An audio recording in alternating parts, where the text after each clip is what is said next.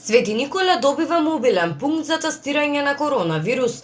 Градоначалникот на општина Свети Николе Сашо Велковски вели дека одлуката на владата ја добиле денеска. Како општински кризен штаб чекаме детали за пунктот за тестирање и колку пати во неделата ќе доаѓаат епидемиолози од Центарот за јавно здравје Велес.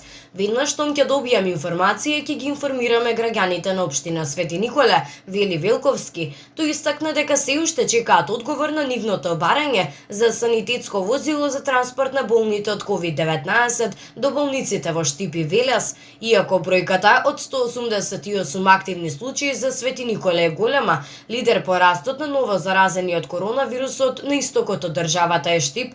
Портпаролот на клиничката болница Штип Марина Шуманска информира дека денеска на инфективното одделение се лекуваат 49 пациенти, а еден пациент поради влошување на состојбата е хоспитализиран во Скопје.